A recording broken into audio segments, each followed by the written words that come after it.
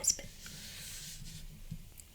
To be rich is a luxurious sensation, the more so when you have plumbed the depths of hard-upness as a Fleet Street hack, a picker-up of unconsidered bars, a reporter, an unappreciated journalist, all callings utterly inconsistent with one's family feeling and one's direct descent from the Dukes of Picardy. When my Aunt Dorcas died and left me $700 a year and a furnished house in Chelsea, I felt that life had nothing left to offer except immediate possession of the legacy. Even Mildred Mayhew, whom I had hitherto regarded as my life's light, became less luminous. I was not engaged to Mildred, but I lodged with her mother, and I sang duets with Mildred and gave her gloves when it would run to it, which was seldom. She was a dear, good girl, and I meant to marry her some day. It is very nice to feel that a good little woman is thinking of you. It helps you in your work, and it is pleasant to know she will say yes when you say, will you? But my legacy almost put Mildred out of my head, especially as she was staying with friends in the country. Before the gloss was off my new mourning, I was seated in my aunt's armchair in front of the fire in the drawing room of my own house. My own house. It was grand but rather lonely. I did think of Mildred just then. The room was comfortably furnished with rosewood and damask.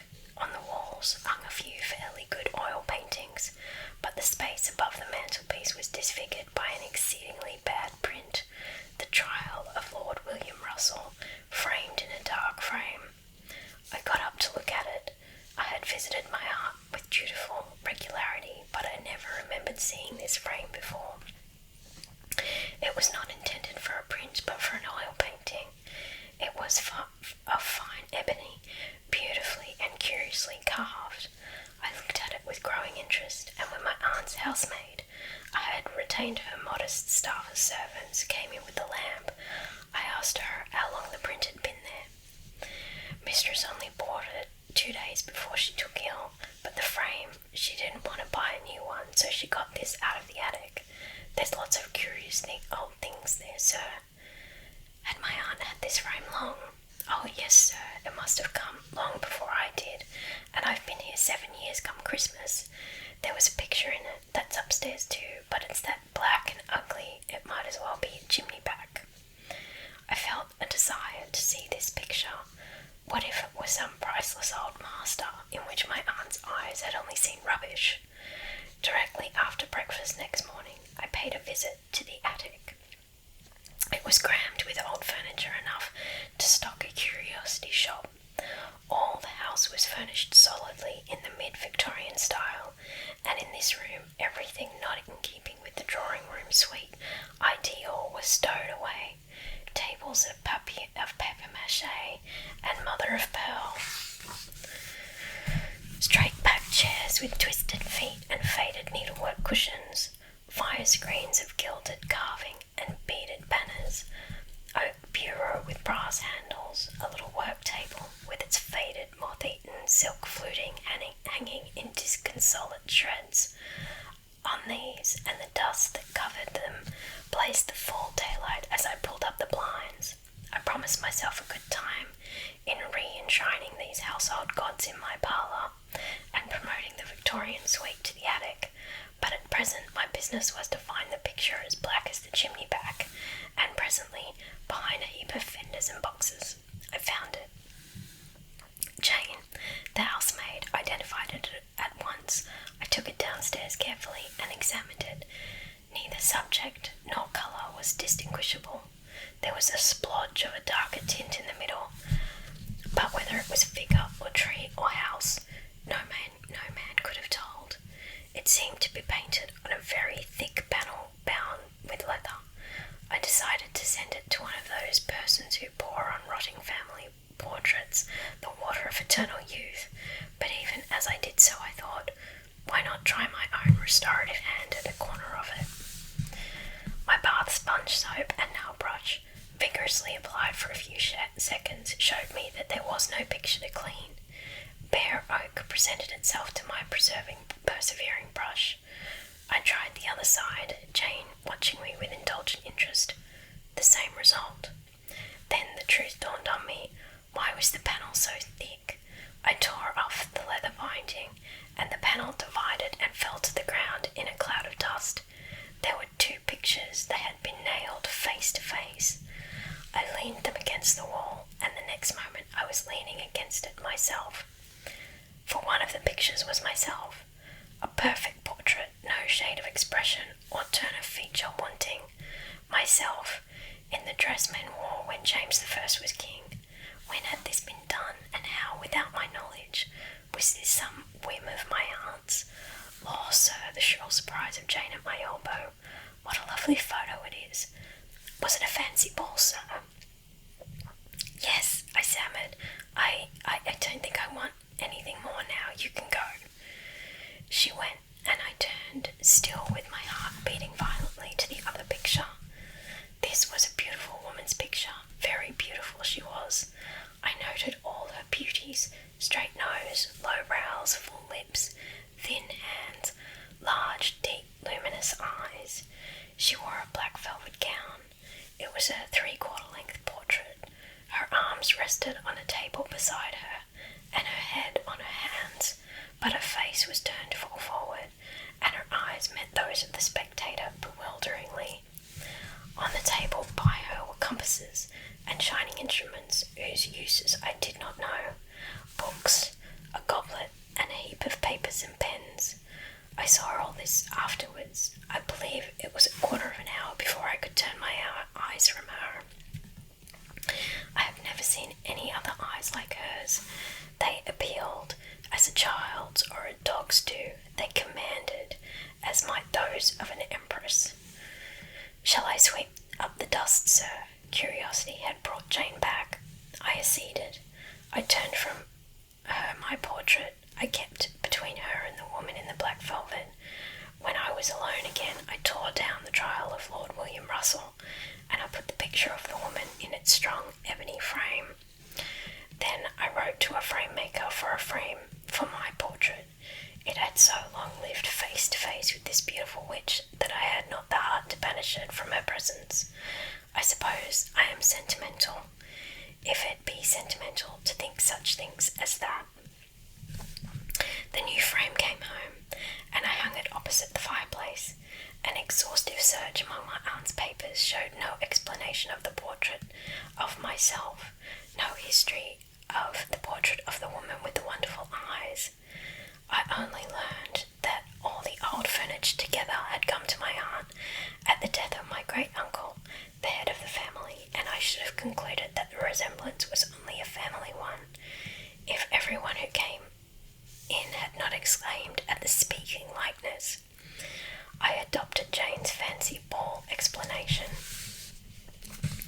and there one might suppose the matter of the portraits ended. One might suppose it, that is, if there were not evidently a good deal more written here about it. However, to me then, the matter seemed ended. I went to see Mildred. I invited her and her mother to come and stay with me. I rather avoided glancing at the picture in the ebony frame. I could not forget nor remember without singular emotion the look in the eyes of that woman when mine first met them. I shrank from meeting that look again. I reorganized the house somewhat, preparing for Mildred's visit. I brought down much of the old-fashioned furniture, and after a long day of arranging and rearranging, I sat down before the fire, and lying back in a pleasant languor, I idly raised my eyes to the picture of the woman. I met her dark, deep hazel eyes, and once more my gaze was held fixed as by strong magic, the kind of fascination that keeps one sometimes staring for whole minutes into one's own eyes in the glass. I gazed into her eyes and felt my own dilate, pricked with a smart like the smart of tears. I said, "Oh, how I wish you were a woman and not a picture. Come down, come down." I laughed at myself as I spoke, but even as I laughed, I held out my arms. I was not sleepy, I was not drunk, I was as wide awake and as sober as ever was a man in the world, and yet as I held out my arms, I saw the eyes for the picture dilate, her lips tremble. If I were to be hanged for saying it, it is true. lips moved slightly and a sort of flicker of a smile passed over her face. I sprang to my feet. "This won't do," I said aloud.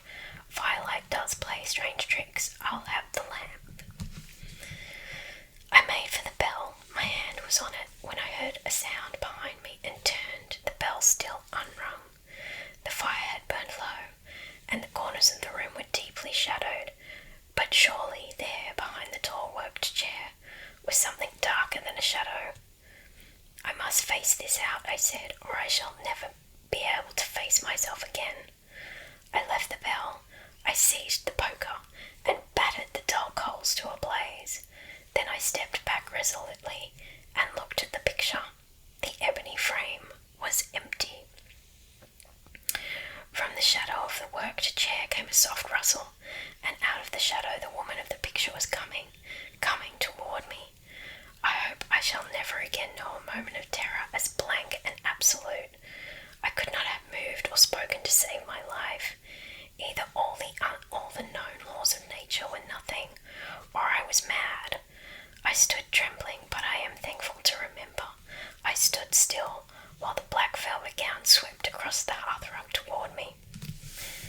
Next moment a hand touched me, a hand soft, warm and human, and a low voice said, "You called me. I am here." At that touch and that voice, the world seemed to give a sort of bewildering half-turn. I hardly know how to express it, but at once it seemed not awful, not even unusual, for portraits to become flesh, only the most natural, most right, most unspeakably fortunate. I laid my hand on hers, and I looked from her to my portrait. I could not see it in the firelight. "We are not strangers," I said. "Oh no, not strangers." Those luminous eyes were looking up into mine. Those red lips were near me. With a passionate cry, a sense of having recovered life's one great good that had seemed wholly lost, I clasped her in my arms. She was no ghost. She was a woman, the only woman in the world. "How long," I said, "how long is it since I lost you?" She leaned back, hanging her full weight on the hands that were clasped behind my head. "How can I tell how long? There is no time in hell," she answered. "It was not a dream. Ah, no, there are no such dreams. I wish to God there could be. When in dreams do I see her eyes, hear her voice, feel her lips against my cheek, hold her hands to my lips as I did that night, the supreme night of my life. At first we hardly spoke. It seemed enough, after long grief and pain, to feel the arms of my true love round me once again. It is very difficult to tell my story. There are no words to express the sense of glad reunion, the complete realization of every hope and dream of a life that came upon me as I sat with my hand in hers and looked into her eyes. How could it have been a dream when I left her sitting in the straight-back chair and went down to the kitchen to tell the maids I should want nothing more, that I was busy and did not wish to be disturbed, when I fetched wood for the fire with my own hands and bringing it in, found her still sitting there, saw the little brown head turn as I entered, saw the love in her dear eyes, when I threw myself at her feet and blessed the day I was born, since life had given me this. No, not a thought of Mildred. All other things in my life were a dream. This, its one splendid reality. "I am wondering," she said after a while, when we had made such cheer each of the other as true lovers may after long parting, "I am wondering how much you remember of our past." "I remember nothing but that I love you and that I have loved you all my life." "You remember nothing, really nothing, only that I am truly yours, that we have both suffered, that, tell me, my mistress dear, all that you remember, explain it all to me, make me understand, and yet, no, I don't want to understand, it is enough that we are together. If it was a dream, why have I never dreamed it again? She leaned down toward me. Her arm lay on my neck and drew my head till it rested on her shoulder. "I am a ghost, I suppose," she said, laughing softly, and her laughter stirred memories which I just grasped at and just missed. "But you and I know better, don't we? I will tell you everything you have forgotten. We loved each other. Ah, no, you have not forgotten that. And when you came back from the wars, we were to be married. Our pictures were painted before you went away. You know I was more learned than women of that day. Dear one, when you were gone, they said I was a witch. They tried me. They said I should be burned, just because I had looked at the stars and gained more knowledge than other women. They must needs bind me to a stake and let me be eaten by the fire, and you, far away." Her whole body trembled and shrank. Oh, love, what dream would have told me that my kisses would soothe even that memory? The night before she went on, the devil did come to me. I was innocent before, you know it, don't you? And even then my sin was for you, because of the exceeding love I bore you. The devil came and I sold my soul to eternal flame. But I got a good price. I got the right to come back through my picture, if anyone looking at it wished for me, as long as my picture stayed in its ebony frame. That frame was not carved by man's hand. I got the right to come back to you, oh my heart's heart. And another thing I won, which you shall hear anon. They burned me for a witch, they made me suffer hell on earth, those faces all crowding round, the crackling wood and the choking smell of the smoke. Oh, love, no more, no more. When my mother sat that night before my picture, she wept and cried, "Come back, my poor lost child." And I went to her with glad leaps of heart. Dear, she shrank from me. She fled, she shrieked and moaned of ghosts. She had our pictures covered from sight and put again in the ebony frame. She had promised me my pictures should stay always there. Ah, through all these years your face was against mine. She paused. But the man you loved, you came home. My picture was gone. They lied to you and you married another woman. But someday I knew you would walk the world again and that I should find you. The other gain, I asked. The other gain, she said slowly, I gave my soul for. It is this. If you also will give up your hopes of heaven, I can remain a woman. I can remain in your world. I can be your wife. Oh, my dear, after all these years, at last. If I sacrifice my soul, I said slowly, and the words did not seem an imbecility. If I sacrifice my soul, I win you. Why, love, it's a contradiction in terms. You are my soul. Her eyes looked straight into mine. Whatever might happen, whatever did happen, whatever may happen, our two souls in that moment met and became one. Then you deliberately choose to give up your hopes of heaven for me, as I gave up mine for you. I will not, I said, give up my hope of heaven on any terms. Tell me what I must do that you and I may make our heaven here, as now. I will tell you tomorrow, she said. Be alone here tomorrow night. 12 is ghost's time, isn't it? Then I will come out of the picture and never go back to it. I shall live with you and die and be buried, and there will be an end of me. But we shall live first, my heart's heart. I laid my head on her knee. A strange drowsiness overcame me. Holding her hand against my cheek, I lost consciousness.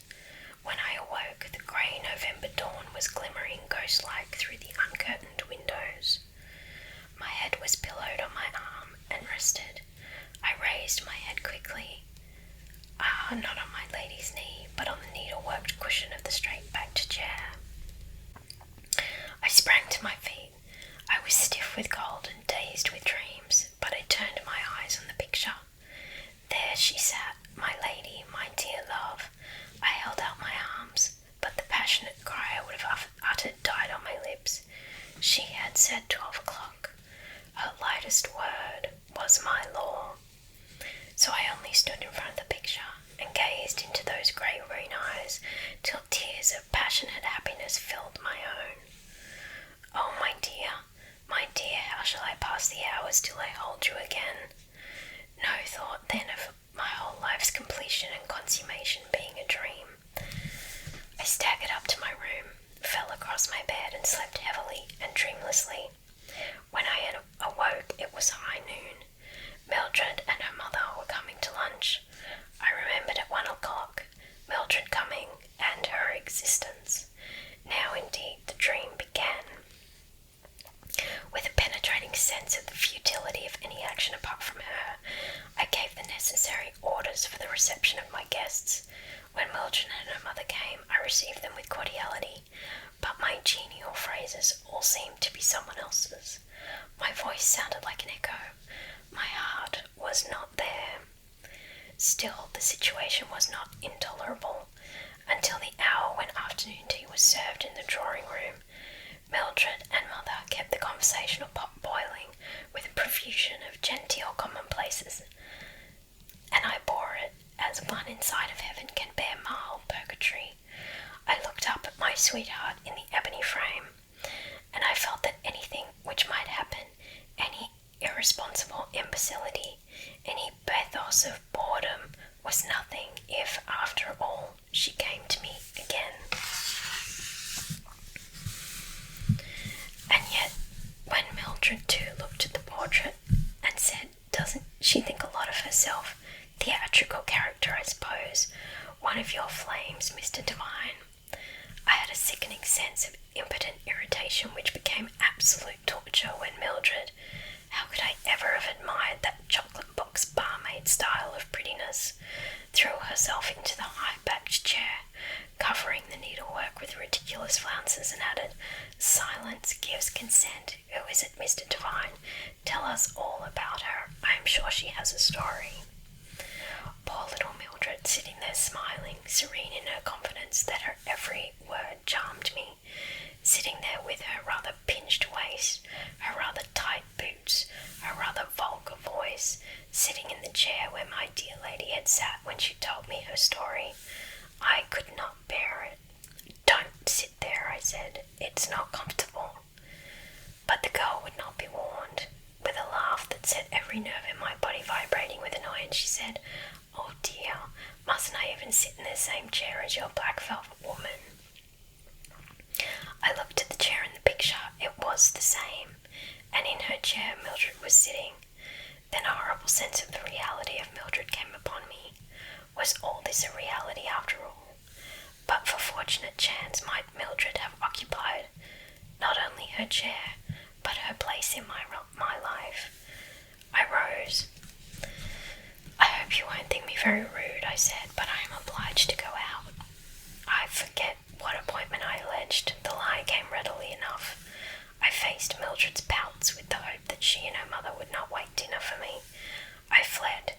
In another minute I was safe, alone, under the chill, cloudy autumn sky, free to think of my dear lady. I walked for hours along streets and squares.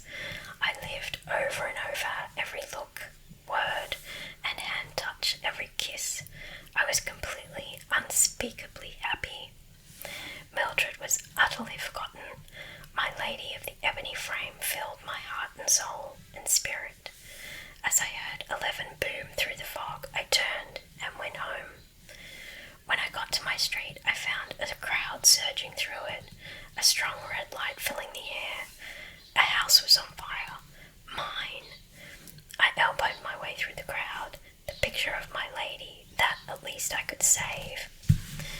As I sprang up the steps, I saw, as in a dream, yes, all this was really dreamlike, I saw Mildred leaning out of the first floor window, wringing her hands. "Come back, sir," cried a fireman. "We'll get the young lady out right enough." But my lady, the stairs were crackling, smoking, and hot as hell. I went up to the room where her picture was. Strange to say, I only felt that the picture was a thing that we should like to look on through the long, glad, wedded life that was to be ours. I never thought of it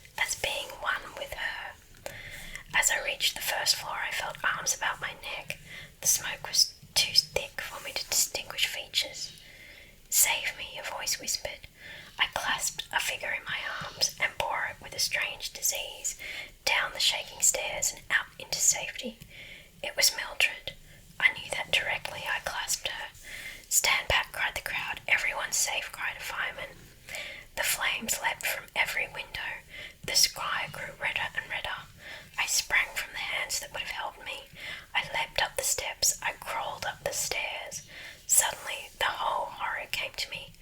As long as my picture remains in the ebony frame, what if picture and frame perished together? I fought with the fire and with my own choking inability to fight with it. I pushed on. I must save my picture. I reached the drawing room. As I sprang in, I saw my lady, I swear it, through the smoke and the flames, hold out her arms to me, who came too late to save her, and to save my own life's joy. I never saw her again. Before I could reach her or cry out to her, I felt the floor yield beneath my feet, and I fell into the flames below. How did they save me? What does that matter? They saved me somehow, curse them. Every stick of my aunt's furniture was destroyed. My friends pointed out that, as the furniture was heavily insured, the carelessness of a nightly studious housemaid had done me no harm. No harm. That was how I won and lost my only love. I deny with all my soul in the denial that it was a dream. There are no such dreams. Dreams of longing and pain there are in plenty, but dreams of complete, of unspeakable happiness, no. It is the rest of life that is the dream. But if I think that, why have I married Mildred and grown stout and dull and prosperous? I tell you, it is all this that is the dream. My dear lady only is the reality. And what does it matter what one does in a dream?